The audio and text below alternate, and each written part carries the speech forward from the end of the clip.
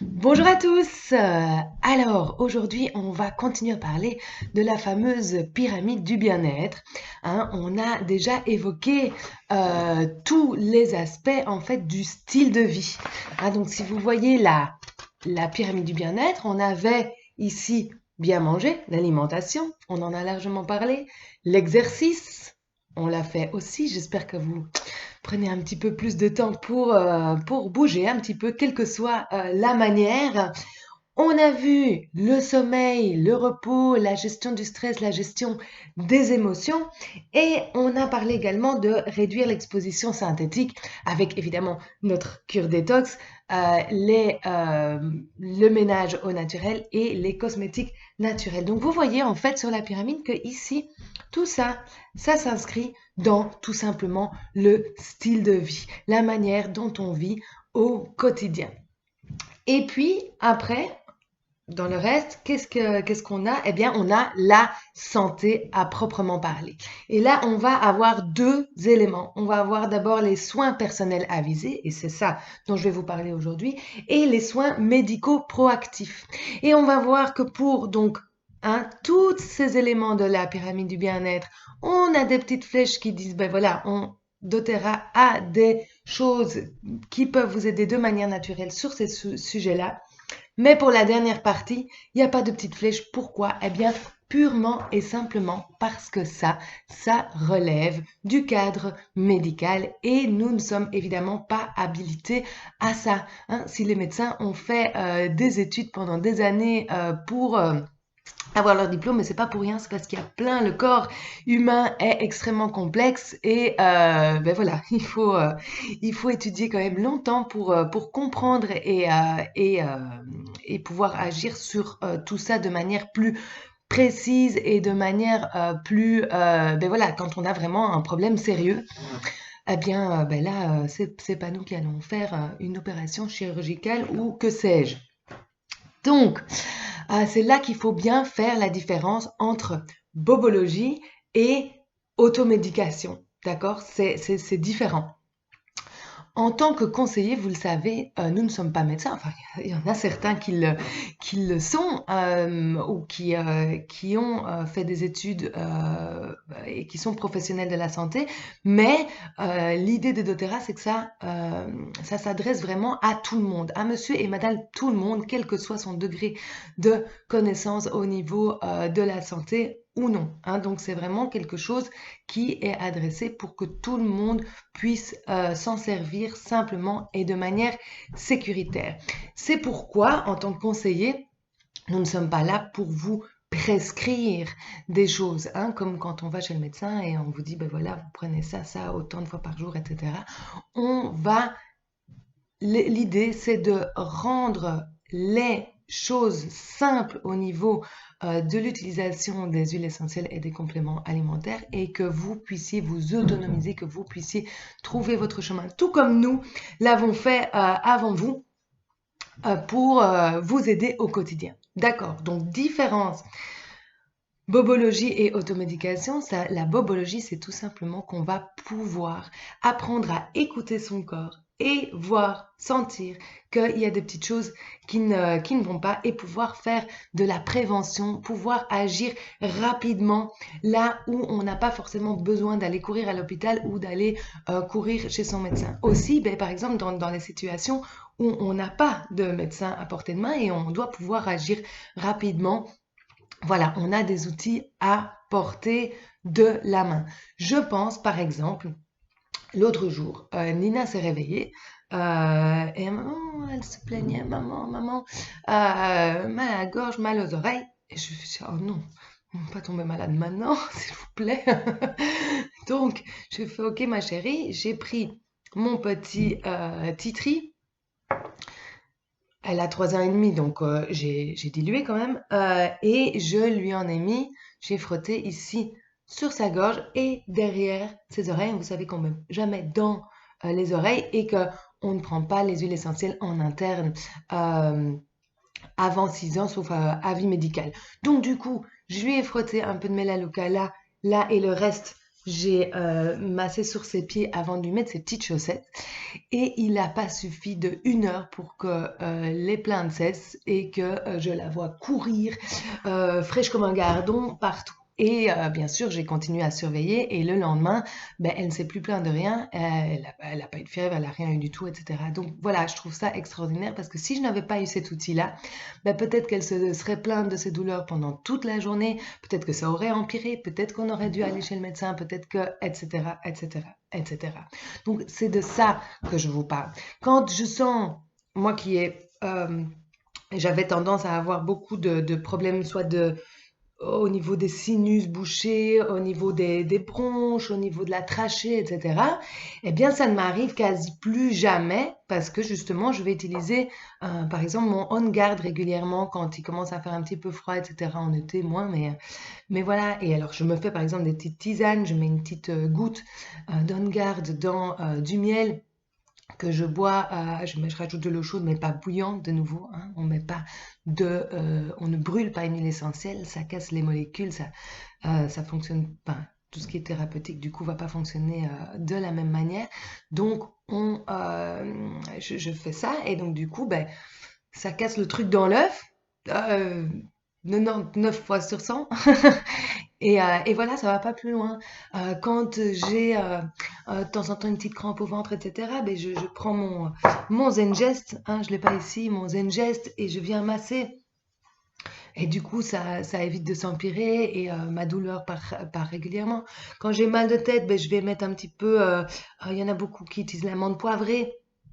Et ça marche très bien. Moi, c'est plutôt le Pastens, hein, le mélange anti-tension, anti-migraine que je vais mettre ici. Ça va très bien. J'ai plus acheté une boîte de Dafalgan depuis 3 ans. Je me baladais toujours avec du Buscopan. Je pouvais pas partir sans. Ben, j'en ai même plus non plus. Enfin voilà, ma pharmacie traditionnelle, à part du Père de Lampournina, que d'ailleurs la boîte a périmé, j'ai dû en racheter une autre parce que j'ai dû jeter l'autre parce qu'elle était périmée. Enfin, je l'ai ramenée à la pharmacie. On ne jette pas ça dans la poubelle. Euh, mais au cas où, c'est bien d'avoir ça, hein. Paracétamol, c'est très bien, certainement pour les petits. Mais voilà, j'ai plus besoin de toute cette panoplie de nouveaux de médicaments à la maison puisque ben, je gère facilement avec mes huiles essentielles. Est-ce que je ne suis plus jamais tombée malade depuis que j'utilise les huiles essentielles? Est-ce que je ne suis plus jamais allée chez le médecin? Ben, certainement pas. Mais je suis tombée malade beaucoup moins souvent qu'avant. J'ai dû aller chez le médecin beaucoup moins souvent, mais quand c'est nécessaire, hein, j'ai eu par exemple un abcès. Ben là, j'ai dû aller chez le médecin. J'ai fait encore une gastro au début, ben, ça fait quoi maintenant? Ça doit faire à peu près 2 ans. Quand ben, il y a eu une grosse qui a fait le tour de la crèche et on a tous été malades, tout le monde. Mais voilà, du coup, on a géré, hein. Je vous avais parlé des probiotiques, ben, Nina, on n'a plus jamais eu. Mais voilà, quand on est malade, vraiment, qu'on n'a pas, voilà, que on n'a pas su prévenir à temps ou que voilà, ça nous tombe dessus comme ça, ben, bien sûr, on continue d'aller chez le médecin. Et évidemment, ne parlons pas des maladies plus graves, hein. C'est important de pouvoir se faire suivre par un médecin, certainement quand on a des soucis plus graves. Qu'est-ce que je voulais vous dire aussi? Euh, Pim, pim, pim, pim, pim. Euh, Bien, j'ai un trou de mémoire. J'ai un trou de mémoire, mais ça va me revenir. Euh, oui, c'est ça. Donc, il y a évidemment toutes les choses, ben, quand on fait, vous assistez au webinaire sur les 10 huiles de base, ou si vous suivez les cours sur Mighty Networks avec les 10 huiles, etc., ben, on vous donne déjà une foule de petites choses qu'on peut faire au quotidien avec ces huiles essentielles. Et évidemment, il y a un outil qu'on aime particulièrement, bah, toutes les conseillères l'ont, mais énormément de clients l'ont aussi parce que c'est un guide extrêmement facile à utiliser. C'est le Modern Essentials. Et le Modern Essentials, il est extrêmement bien fait. Il est en français, il est facile à utiliser. Et moi, je vous encourage vraiment à l'utiliser parce que quand on ne sait pas, alors bien sûr, on a les groupes et on partage, on s'informe, mais quand on a, enfin, je sais pas, parfois on a besoin d'une info là, tout de suite, là, sur le moment. Et quand on a ça à portée de main, c'est quand même génial. Et puis ça permet de ne pas devoir compter toujours sur plein de gens pour faire. On a ce qu'il faut à la maison. Et on a vraiment tout, je trouve, enfin en tous les cas pour une utilisation familiale et de bobologie, hein, mais ça va même déjà plus loin que ça. On a vraiment au début, moi, souvent on va tout de suite voir à la fin, etc. Pourquoi ne pas lire le début du livre? Parce qu'en fait, toutes les questions qu'on entend régulièrement, elles sont vraiment au début du livre avec les précautions de base, comment les huiles sont faites, d'où elles viennent, comment elles sont distillées, l'histoire des huiles essentielles, les manières d'utiliser les huiles essentielles. On a déjà des recettes, on a des conseils sur les contenants.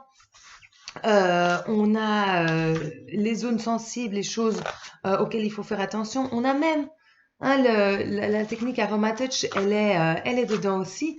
On a les points de réflexologie. On dit souvent, ben, appliquer une huile sur les points de réflexologie. Ben, vous les avez là.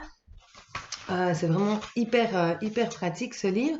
On explique les symboles, comment après, ben, si on peut les utiliser en interne, si c'est plutôt en diffusion, si c'est plutôt sur la peau, si on peut choisir les huiles qui sont irritantes et qu'on doit absolument diluer.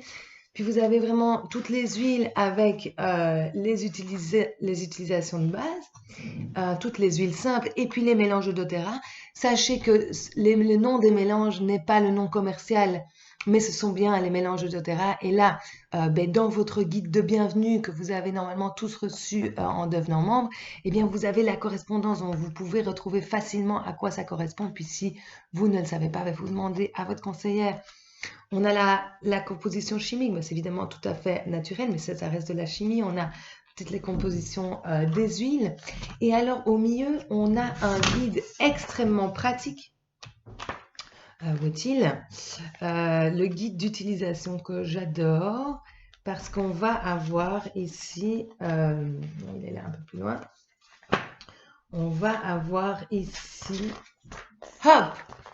Alors ça, si vous n'avez pas encore regardé ça, regardez-le. C'est à la page, dans la 10e édition, 188-189.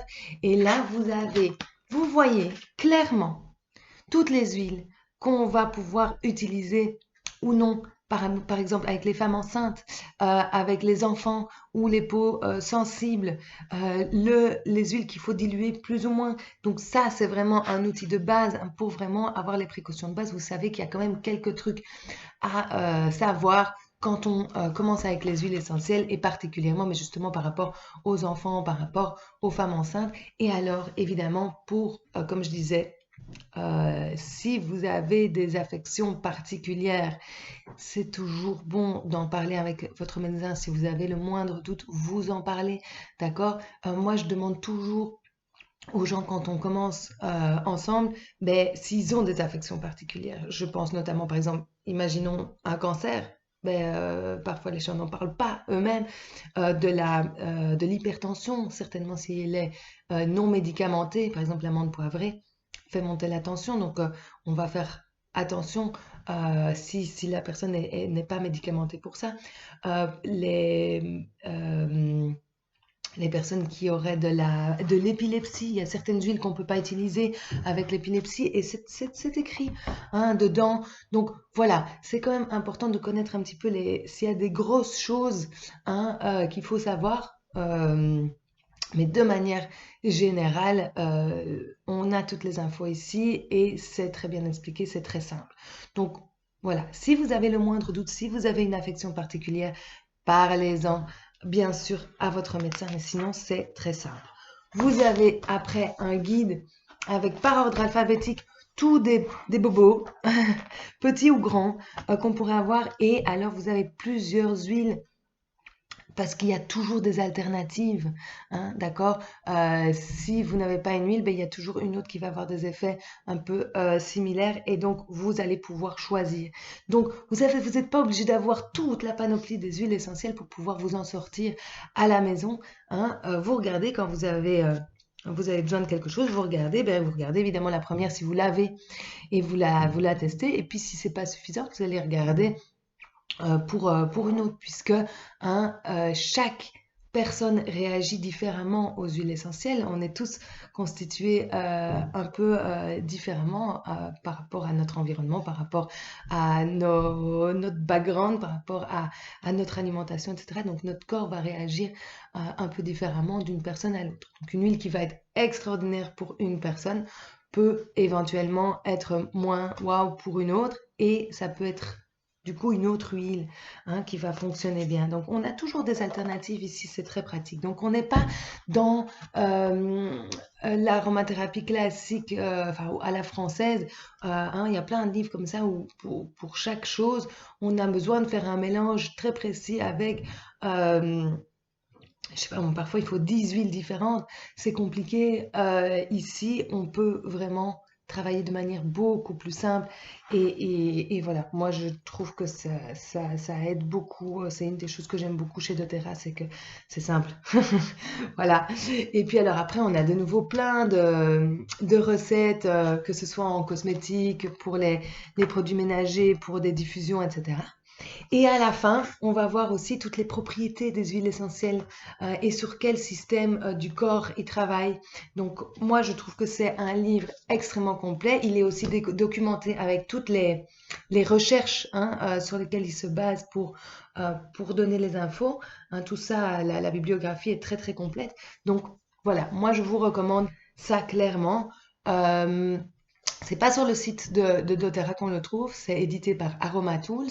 On peut le trouver sur différents sites. Nous, on utilise en fait généralement pour la Belgique le site foroils.com. Pourquoi? Parce que c'est le plus proche, donc il faut l'amener de moins loin. C'est en Hollande. Les prix sont tout à fait corrects. Ce livre-là, actuellement, il est à 24 euros. Vous voyez, donc c'est très bien. Mais n'hésitez pas à en parler à votre conseillère, hein, qui en a peut-être un petit stock et qui peut vous le procurer. Donc voilà, et c'est sur ce site-là aussi, par exemple, qu'on va trouver les différents contenants, comme je vous parlais des sprays en verre, ou des roll-on, ou des petites pipettes, si vous avez, voilà, si vous aimez bien jouer avec des petites gouttes dans tous les sens, ben voilà, vous pouvez facilement trouver ça. Le rapport qualité-prix est excellent. Sachez par contre que depuis ici tout récemment, on a sur le site de doTERRA, on peut se procurer des roll-on, des mini bouteilles, des pompes pour l'huile de coco fractionnée, hein, enfin, bon, différentes choses que vous allez pouvoir trouver là-dessus. Il n'y a pas tout, mais voilà, pour quand il y a déjà largement pas mal là-dessus. Donc, je voulais vous partager ça. Donc, vous rappelez que vous êtes, hein, on en parlait au début, vous êtes maître de votre santé, vous êtes maître de votre corps, vous pouvez apprendre à écouter votre corps, vous pouvez faire de la prévention, vous pouvez agir en toute confiance, en toute sérénité, avec votre bon sens et avec les infos qui sont transmises et qui sont des infos vraiment de base assez simples pour, voilà, attaquer tous les petits bobos du quotidien. Et bien sûr, rester dans le bon sens, que si vous avez quelque chose de grave, ou si voilà, vous tombez vraiment malade, ben alors là, on fait confiance bien entendu à son médecin. Donc, c'est important de pouvoir faire la balance entre les deux. Donc, santé, soins personnels avisés, on peut faire plein de choses. Moi, ça a clairement changé ma manière de vivre au quotidien et notre santé de manière générale. Je dois beaucoup moins aller chez le médecin. J'y vais quand même de temps en temps faire un petit check-up, voir faire une petite prise de sang. D'ailleurs, mon médecin est ravi avec l'élevé, plus de carence, rien du tout. Donc, c'est top. Mais voilà, faire un petit check-up de temps en temps, c'est important. Je vous souhaite une excellente journée et puis si vous avez des questions, vous n'hésitez pas, évidemment, on est là pour ça.